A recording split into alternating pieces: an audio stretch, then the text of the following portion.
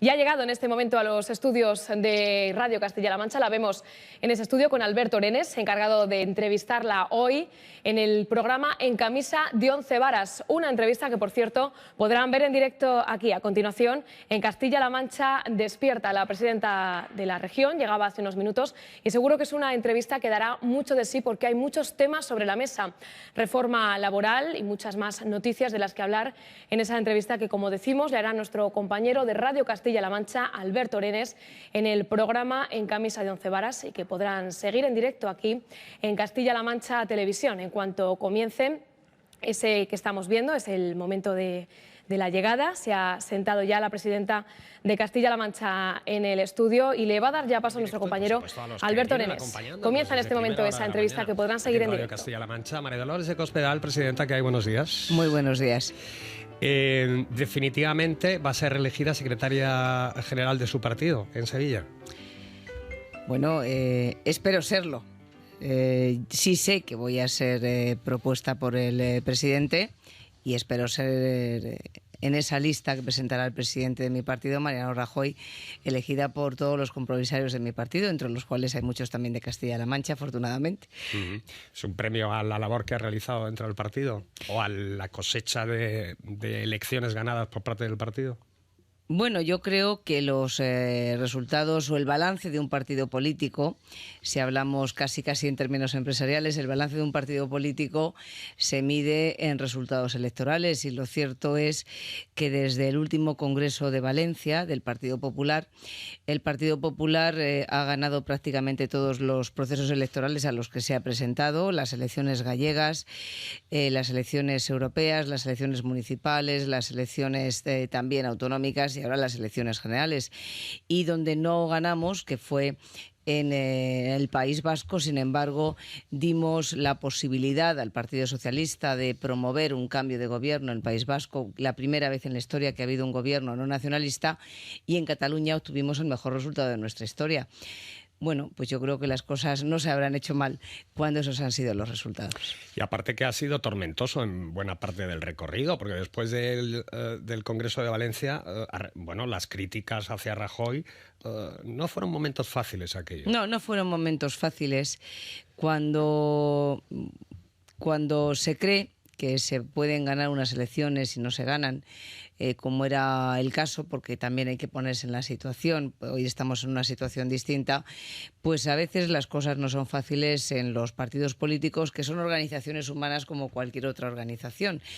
Pero yo creo que en este caso el Partido Popular dio un ejemplo de saberse recuperar, de saberse fortalecer en lo que son sus virtudes, en permanecer unido, que fue una cosa muy importante, y yo creo que un mérito muy importante de Mariano Rajoy, hacer que se mantuviera un partido unido que ha ido adquiriendo fortaleza con el paso de tiempo y además de ser un partido de oposición, ser un partido que a lo largo de toda la legislatura ha estado ofreciendo propuestas alternativas, ha presentado muchísimas iniciativas en las Cortes Generales, tanto es así que cuando ha llegado el momento de gobernar, pues muchas de las propuestas son las que ya había presentado el partido rechazadas entonces en el Congreso pues hace algún tiempo.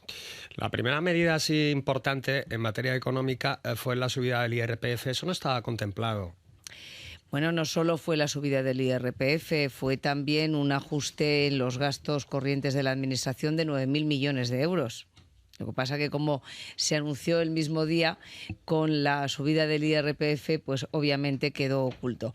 No estaba contemplada la subida de impuestos, desde luego que no estaba contemplada porque era y es algo opuesto a lo que nosotros con carácter general creemos que hay que hacer, pero cuando uno se encuentra con un desfase en el déficit de 2 puntos y el anterior gobierno le dice que va a terminar el ejercicio cumpliendo el déficit esperado, es decir, un 6%, resulta que el déficit va a rondar el 8% en el Estado, pues hay que hacer un ejercicio de valentía y tomar primero la decisión que le es más incómoda al gobierno, a un gobierno del Partido Popular. Y en este sentido, pues yo creo que Mariano Rajoy hizo bien enfrentando el problema y tomando una decisión que no siendo la que más le gusta, sin embargo, lo tomó la primera. Oiga, tantas veces nos han dicho el anterior gobierno lo de los brotes verdes. ¿Usted cree que esto era con intención de mentir o realmente creían en los brotes verdes que nunca llegaron?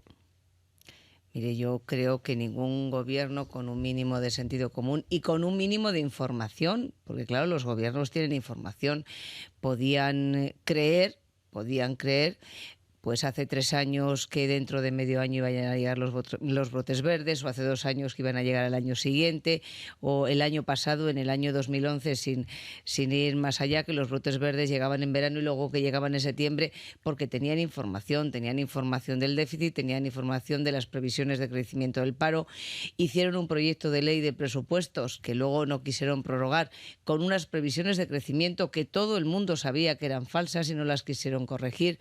Yo creo que ahí se utilizó la fórmula del engaño para mantenerse en una situación que era bastante artificial, porque el gobierno tenía una completa falta de credibilidad y también tengo que decirlo de consistencia, francamente, y lo estamos viendo, y era una fórmula más para seguir adelante en una huida hacia adelante. Pero lo cierto es que en el ámbito económico, como en ningún otro ámbito, lo de engañar no da ningún buen resultado.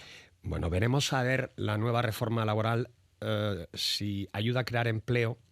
Rubalcaba ayer utilizó el término injusto, que es una ley injusta.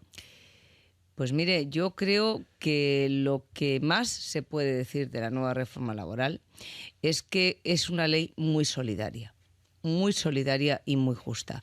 Es verdad que se ha producido un cambio en las condiciones laborales de muchos trabajadores, pero es verdad que ese cambio se produce fundamentalmente para poder abrir el mercado laboral y para que más de 5 millones de españoles y españolas que hoy están en paro puedan acceder a un puesto de trabajo. Lo que aporta la reforma laboral es una flexibilidad en nuestro mercado de trabajo y unas pautas para conseguir incentivar la contratación de personas que hoy están desempleadas, tanto parados de larga duración como menores de 30 años, que tenemos la tasa de paro de jóvenes más alta de toda Europa. 1 de cada 2 jóvenes españoles están en paro.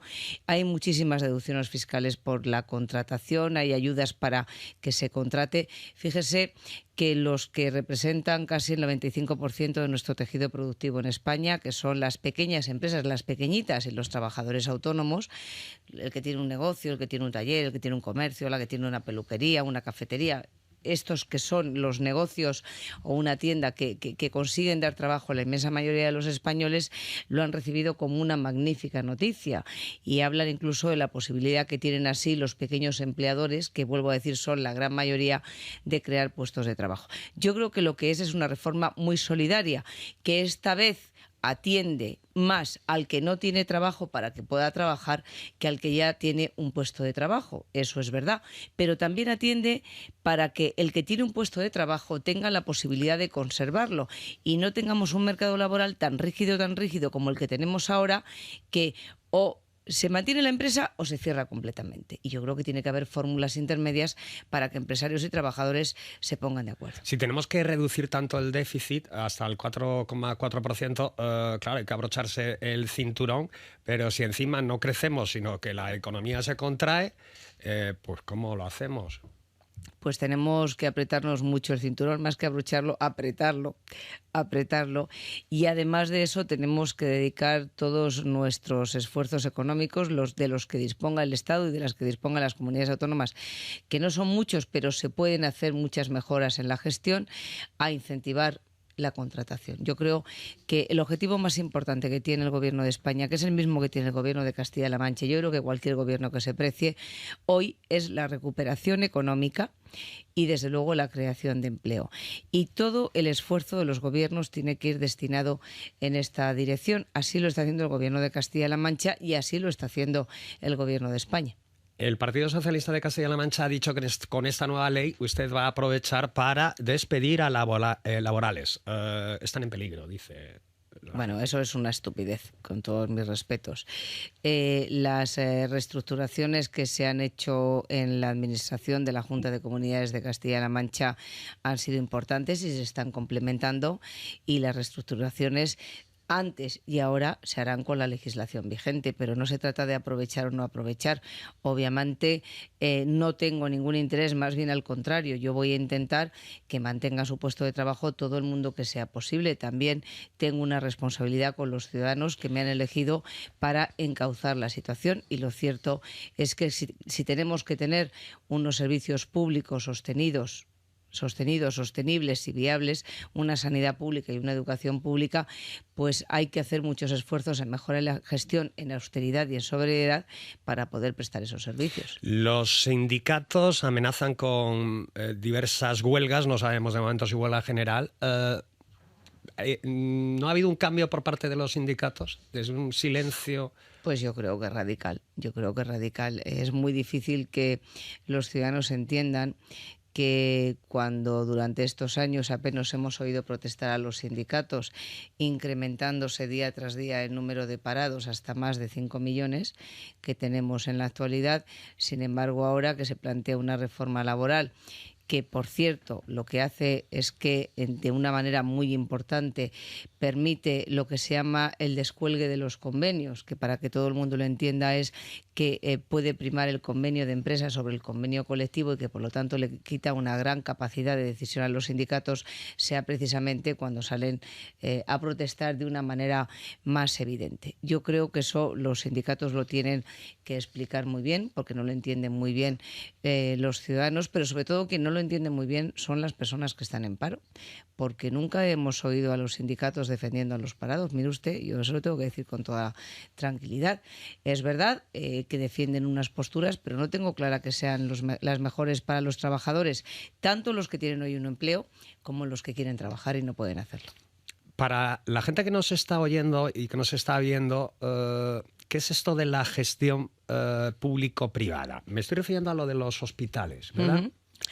La gente puede tener confusión y miedo porque dice, ay, ahora que me habían puesto un hospital en Villarrobledo, a lo mejor ya me van a hacer pagar. No, pues ahora que le habían puesto un hospital en Villarrobledo, para poder mantener ese hospital a Villarrobledo y para que pueda seguir yendo al hospital sin pagar un solo euro más del que está pagando, es decir, nada, pues la Junta de Comunidades de Castilla-La Mancha va a hacer concursos públicos por los sistemas que establece la Ley de Contratos del Estado para que la gestión no sea una gestión pública, sino sea una gestión por otros medios, que puede ser privada al 100% o en un porcentaje determinado, para hacer más eficaz y más barato la forma de gestionar el servicio, respetando los derechos de los profesionales sanitarios, que siempre hay que respetarlos. Eso es una fórmula que no es que se vaya a emplear por primera vez en Castilla-La Mancha. Yo tengo que decir que en Castilla-La Mancha ya hay ese tipo de prestaciones. Por ejemplo, hay hospitales y hay también sanatorios en Castilla-La Mancha privados que tenían conciertos con el Servicio de Castilla-La Mancha de Salud, con el SESCAM, y estaban prestando esos servicios para la sanidad pública de Castilla-La Mancha. Hay muchos ciudadanos que van a centros privados y que no pagaban porque tenían un concierto con el SESCAM. Eso ya ocurría y ya lo hacía el Partido Socialista. Lo que pasa es que no sé por qué se escandalizan cuando lo queremos hacer los demás. Lo que ocurre es que los demás lo queremos hacer para garantizar la continuidad del servicio, que ellos nos han dejado al borde de la quiebra. Y eso es lo que va a ocurrir. Al Partido Socialista esta fórmula no le gusta, pues porque la va a aplicar el Partido Popular, porque esta fórmula le diré que se aplica en otras comunidades autónomas como Madrid, como Andalucía, como aquí mismo, aunque no ha valido para mucho porque se ha aplicado no de la mejor manera desde el punto de vista de la gestión, pero lo que vamos a hacer es de esta manera mantener el servicio público sanitario, pues miren, en sitios como en Tomelloso, como en Villarrobledo, como en Almansa, por ejemplo, como para tener la posibilidad real de tener un nuevo hospital de Toledo, porque nos habían hecho un proyecto faraónico que no habían ni construido en más de 8 años. El 25%, eso sí, el dinero está enterrado y no ha valido para nada. Como para poder tener una ampliación de verdad, un nuevo hospital en Guadalajara, o poderlo tener en Cuenca, porque nos lo han prometido tantas veces y no lo tenemos. Y yo lo que quiero es que lo tengamos. Pero tengo la obligación de decirle a los ciudadanos que vamos a administrar su dinero de la manera más eficaz posible. Porque, mire, yo también creo que para eso me han elegido. ¿Está usted en el ente público? ¿Va a privatizar usted ¿Es intención suya? Pues mire, yo lo he dicho siempre, que yo tengo la intención de que el ente público se gestione de la manera más austera y que suponga un menor coste para los ciudadanos. Obviamente la información de servicio público hay que mantenerla, porque eso es un servicio público que la Junta como Administración tiene que prestar, pero tiene que haber fórmulas de gestión privada y yo a ellas voy a acudir cuando tengamos un ente público saneado, y creo que se está trabajando en la buena dirección. ¿Y un mensaje a los trabajadores de este ente que le estarán escuchando Pues con atención? se lo digo también con toda la tranquilidad. Los derechos de los trabajadores serán respetados, como lo hemos dicho siempre y como lo he dicho yo siempre, pero que el derecho de los trabajadores sea respetado no es óbice para que podamos tener una gestión más ágil, más eficaz, y colaborando también con empresas que sean especialistas en comunicación. No tiene por qué ser toda la gestión completamente pública. Yo soy una convencida de ello y creo que los ciudadanos también agradecen que podamos destinar fondos de la Junta de Comunidades de Castilla-La Mancha a prestar servicios que también ellos consideran esenciales, y fundamentalmente me refiero a la educación y a la sanidad. Villar de Cañas, dice el Partido Socialista que se muestra totalmente en contra. El señor Barreda además asistió el otro día a una manifestación porque no hay consenso social. Pues mire, claro, yo comprendo que como el señor Barreda era la primera vez que iba a Villar de Cañas, tal y como le dijo el alcalde el otro día, pues no sabe si hay consenso social o no hay consenso social. El otro día escuchábamos al alcalde decir que es la primera vez desde que él era alcalde que aparecía por Villar de Cañas el señor Barreda y que había ido a protestar por algo que quería el pueblo.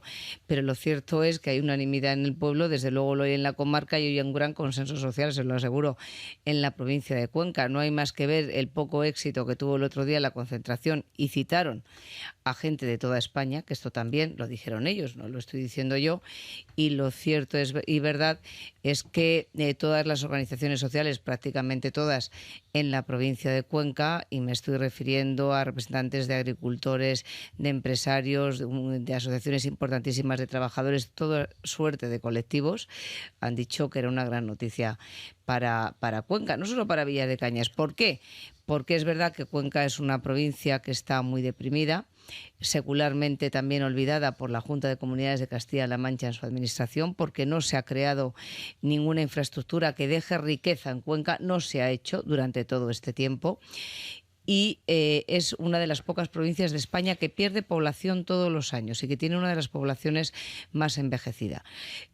La instalación del almacén temporal de residuos va a permitir hacer unos centros también de investigación y planificación y tecnológicos muy importantes, y que no solo durante la construcción sino después se pueda mantener un espacio de creación de riqueza y de puestos de trabajo importante en la provincia de Cuenca, y yo creo que eso es muy importante para Cuenca. No sé si vio las imágenes, allí en Villar de Cañas le recibieron con una pancarta que rezaba: viene Barreda, sálvese quien pueda. Pues mire, esas no las vi en concreto, me las habían comentado, pero bueno, lo cierto y verdad, y yo me remito solo a esas declaraciones, es que no se puede ir solo a protestar a los sitios. Antes hay que haber dado oportunidad a los pueblos, y los pueblos no se nos pueden morir. Usted lo ha reiterado por activa y por pasiva, se encontró muchas facturas en los cajones, ¿no? Más de las que usted temía. Bastantes más, lamentablemente. Bueno, imaginemos, es un futurible, pero en fin, sí, que el Partido Popular gana con mayoría absoluta en Andalucía. ¿Podría pasar una cosa similar? Pues yo creo que está dentro de lo probable.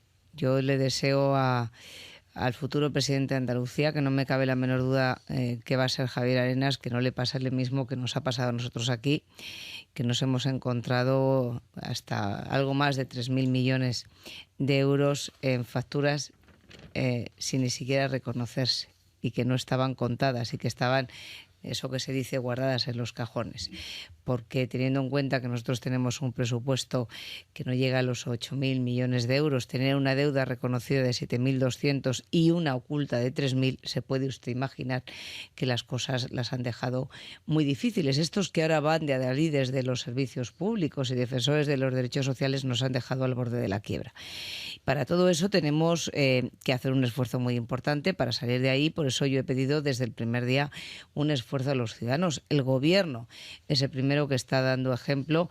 Hemos hecho unos ajustes impresionantes. Es verdad que los hemos hecho en el ámbito de la administración pública, pero el Gobierno es el primero que se ha recortado más que nadie. Y no como en otras ocasiones, también lo tengo que decir. Así que, pues mire, esto es que una cosa es predicar y otra es dar trigo. Yo lo que espero es que en Andalucía no les ocurra lo mismo parecido, pero mucho me temo por las informaciones que estamos viendo, que no es toda la verdad lo que está contando el actual Gobierno de Andalucía acerca de su deuda y de su déficit. ¿No le extraña la crisis abierta en el PSOE de Sevilla? Porque normalmente estas crisis es cuando ya han decidido los electores, ¿no antes? Sí, es una cosa curiosa que el secretario general del Partido Socialista de Sevilla se haya ido por sentirse presionado para hacer una lista, y se siente presionado por el que es el actual presidente del Partido Socialista Obrero Español, el señor Griñán, elegido en el Congreso de Sevilla. Bueno, yo creo que dentro del PSOE, con todos los respetos hacia otro partido político, hoy tienen una gran confusión, están en un momento de confusión, están en un momento de reencontrarse a sí mismos, y alguna vez se encontrarán. Yo creo que es bueno que haya una oposición que esté saneada en España, sea el PSOE o sea cualquier otro partido político, y como partido político yo espero que encuentren su sitio también por el bien de sus votantes. Y cuando piensa en Rubalcaba, ¿piensa en futuro o en pasado? Pues mire, con toda sinceridad, yo no pienso en futuro cuando pienso en Rubalcaba. No pienso en futuro, y no creo que nadie piense en futuro cuando piensa en Rubalcaba, porque Rubalcaba, el recuerdo más inmediato que tenemos de él es el haber sido el hombre de confianza del señor Rodríguez Zapatero en el anterior gobierno de España. Eso nadie lo puede negar. Es previamente haber sido en el anterior gobierno del Partido Socialista, también en los finales del felipismo, pues el portavoz del gobierno, o en su día el que fue el responsable de una manera muy importante de la LOCSE, que es esta ley que nos ha llevado en el ámbito educativo a tener el mayor fracaso escolar que tiene ningún país de Europa. Yo no creo que nadie piense en Rubalcaba pensando en el futuro, no solo yo, con todo el respeto a su figura política y personal, pero no creo que nadie piense en futuro. Vamos a ver, esto será muy legal, pero a mí me cuesta entenderlo porque no soy abogado, y tampoco juez, ni ex juez. Resulta que el Tribunal Supremo acredita el cohecho impropio de Garzón en el caso de los patrocinios. Se dirigía por carta, al parecer manuscrita, querido Emilio, a un conocido presidente de un banco, para pedirle patrocinios, $1 millón y pico de dólares, me parece. Dice que eso no es decente, firmando magistrado, juez de la Audiencia Nacional, y sobre tu mesa asuntos de los cuales no te inhibes después. Bueno, vamos a ver, se reconoce que hay delito, pero ha prescrito por 20 días. Es la ley, y yo aquí lo que le tengo que decir, es verdad que acerca de la prescripción de los delitos y de ciertos delitos hay una variedad de opiniones importante, y hay personas que están más de acuerdo y otras más en desacuerdo. Yo le tengo que decir que es mi obligación respetar tanto el contenido de la sentencia como la causa de archivo. El contenido es estas cosas a las que usted se está refiriendo, la demostración palpable de la existencia de unos hechos, y el resultado de la sentencia y el fallo es el archivo por la prescripción. Y ambas decisiones las respeto como decisiones de los tribunales, que es lo que he hecho siempre con las decisiones de los tribunales, siempre. Usted ha pedido que los políticos sean muy cuidadosos de todos los partidos a la hora de calificar determinados órganos judiciales como el Tribunal Supremo, a propósito del primer caso de Garzón. Usted sabe que se le han llamado de todo, menos bonito. Sí, es que yo creo que no se puede insultar a los jueces o a los magistrados porque saquen resoluciones que no nos gustan. Es que o uno cree en la justicia o uno no cree en la justicia, y aquí no hay términos medios. Y uno cree en la justicia cuando le va bien y cuando le va mal. Pero esto de que cuando de pronto sacan una sentencia unos magistrados perfectamente documentada y amparada en derecho, aplicando la ley tal y como dice la Constitución, y que como no me gusta, pues esos magistrados son unos tal y unos cual, me parece una falta de criterio, una falta de sentido de Estado, y no saber lo que es el principio de división de poderes. Y algunos que se dedican a la política, desde luego le digo que no es mi caso, olvidan con demasiada frecuencia que es característica fundamental de un Estado democrático la justicia independiente. Y yo creo en la justicia independiente. ¿Va a resucitar a Montesquieu? Desde luego es lo que está demandando hoy la sociedad española. Y desde luego una justicia independiente e imparcial es una de las cuestiones que más caracterizan a una sociedad democrática. Y cuanto menos independiente y menos imparcial sea la justicia, más corrompida estará la democracia. De eso no me cabe la menor duda. Vamos a volver al sistema de elección anterior, a la ley orgánica del 85, Bien, para que de una vez sí. por todas los partidos políticos no se dividan la tarta y yo mando a fulano. Pues y mire, pongo esa a es la mengano. propuesta del Partido Popular y ese es el objetivo del Gobierno, y en eso hemos empezado a trabajar ya y vamos a hablarlo con los principales partidos de España, sí. Porque también, permítame que le diga una cosa, esto de calificar o dividir a los jueces entre conservadores y progresistas me parece un disparate monumental, porque los jueces, por su propia definición, tienen una obligación: juzgar y hacer ejecutar lo juzgado. Y un juez no juzga con una ideología, juzga con la ley. Y quien entienda lo contrario, que son los que están acostumbrados a manejar políticamente la justicia, creo que está haciendo un muy mal favor a la democracia Pero española. usted no me negará que muchas veces cuando hay asuntos estos que son mollares y que ocupan titulares, oye, pues es muy típico decir, bueno, a ver, fulano Claro. va a decir esto. Claro, Mengano va a decir esto. Luego, ese es el drama, Oiga. ese es el drama. Efectivamente, por eso el sistema de elección de jueces no tiene que tener en cuenta a las ideologías, y yo creo que los jueces tienen que elegirse el órgano de gobierno entre jueces, y por eso hay que dejar ya de politizar la justicia de una vez por todas y de utilizar los instrumentos del Estado como instrumento político, como hemos vivido estos años con el Partido ¿Cuándo Socialista. van a dejar ustedes, los partidos políticos, de utilizar el asunto del agua en sus batallas? Pues yo le diré, y creo que aquí no me dejará usted mentir, porque hay muchas pruebas, tanto radiofónicas como de hemeroteca, que nunca he utilizado el asunto del agua en el ámbito político. Nunca, nunca.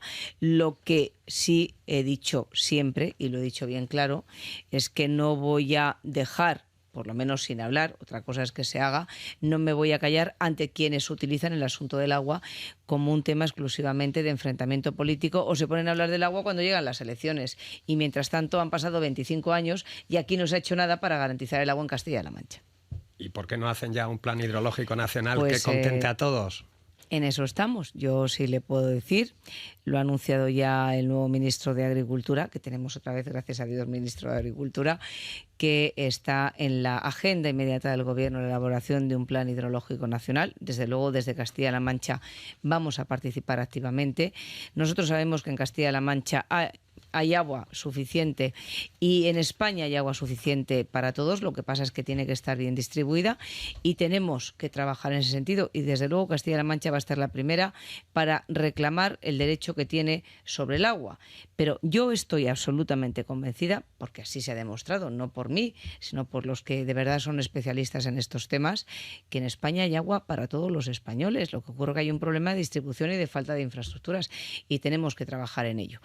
Hemos vivido 8 años donde la única política del agua, la única, ha sido que las comunidades autónomas se enfrentaran entre sí. Y yo creo que ya está bien de tanta demagogia y vamos a ponernos a trabajar.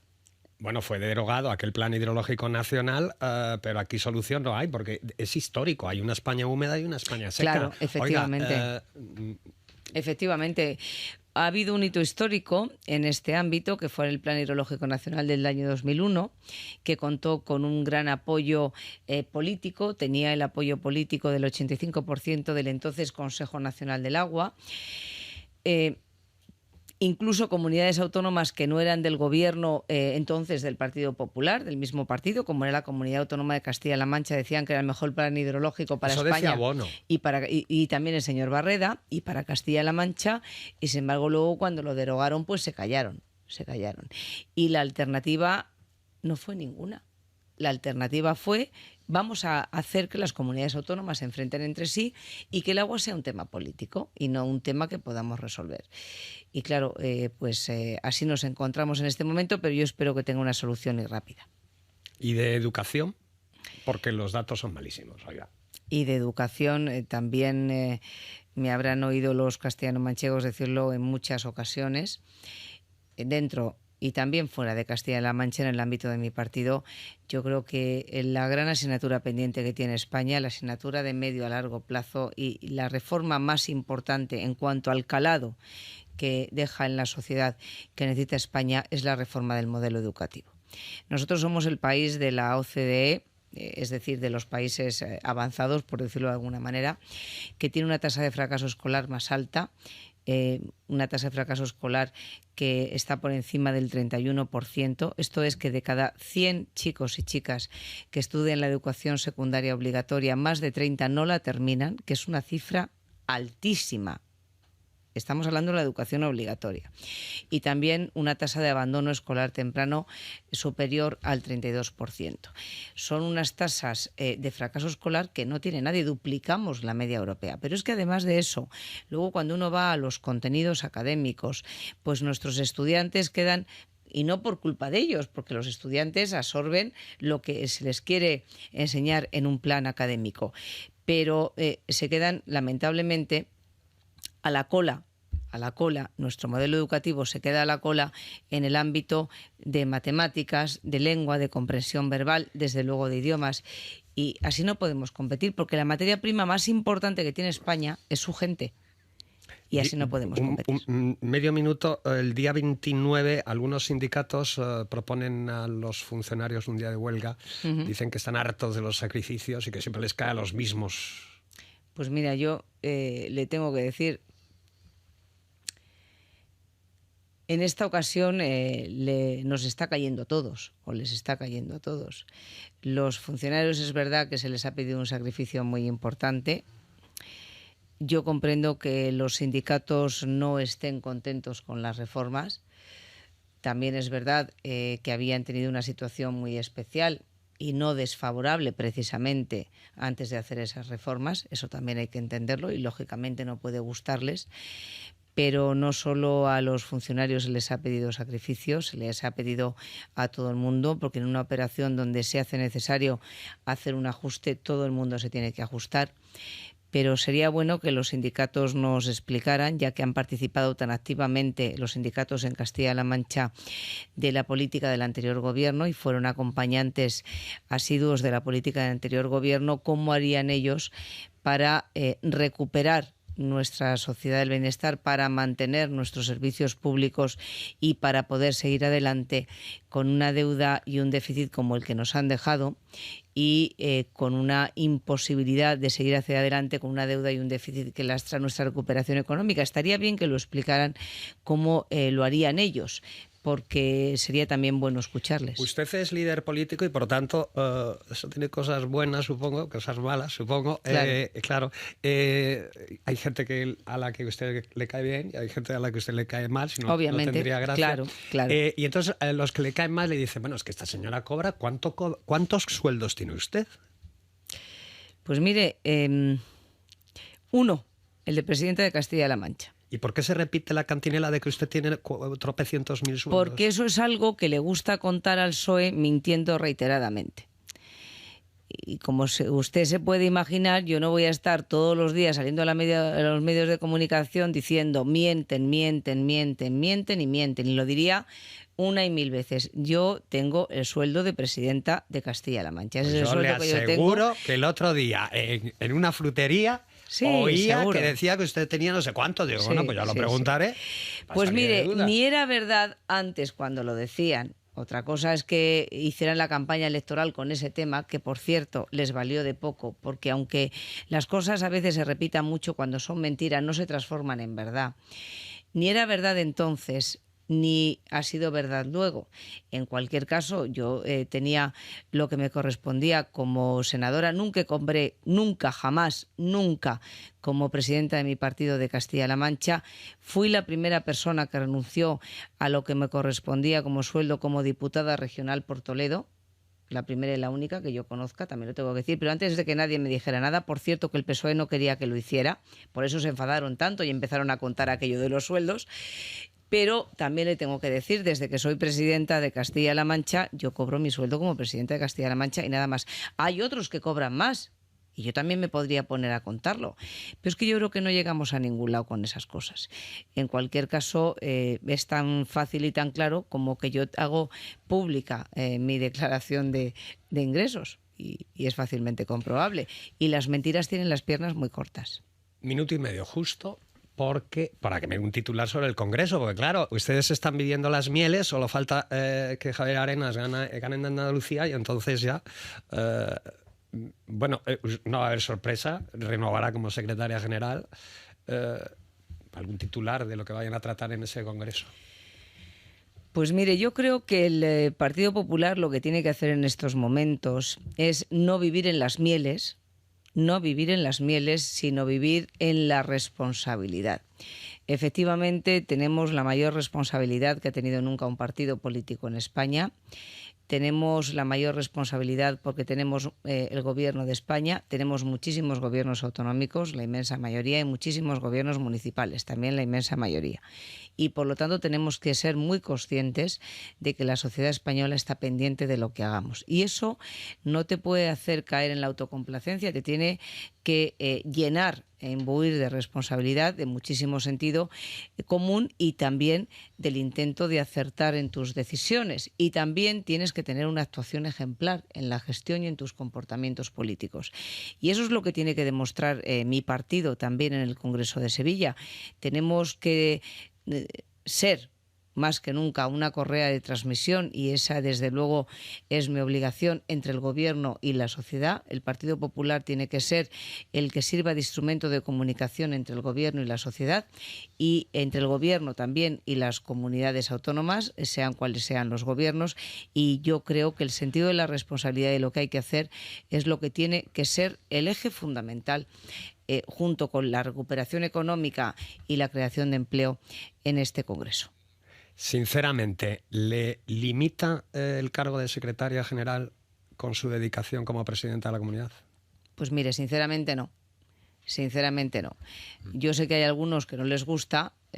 Yo trabajo muchas horas al día. También hay personas que trabajan muchas horas al día. Y además lo hago porque quiero. Así que tampoco... Pero le voy a decir una cosa. De hecho, yo creo que ser secretaria general de mi partido pues puede ayudar mucho también a los intereses de Castilla-La Mancha. Es más bien lo contrario. Yo comprendo que esto no le gusta al Partido Socialista. También... Hombre, porque salen mucho los telediarios. Pero déjeme decirle una cosa. No les importaba cuando lo hacían personas del Partido Socialista, como don Marcelino Iglesias. Y no le decían nada y no pasaba nada. Les molesta cuando es en mi caso. No sé si es porque yo soy de Castilla-La Mancha y entonces soy de peor condición. No sé si es porque yo soy del Partido Popular y soy de peor condición. Pues, espero que no sea por ser mujer. Espero que no sea por eso, ¿no? Pero es una cosa chocante que cuando lo hacen ellos no les molesta ni les parece mal, y cuando lo hacemos otros, pues sí. Pero mire, yo creo que eso tampoco tiene más importancia. No, pero entonces ya con tanto trabajo, ¿cómo concilia usted la vida laboral y familiar, que se cansan los políticos en hablar de la conciliación de la vida laboral y...? Pues yo le voy a ser muy sincera, la concilio mal. No le voy a mentir, yo la concilio mal. La concilio mal, tengo la suerte de tener una familia que me entiende y me comprende y me ayuda, pero la concilio mal porque es duro.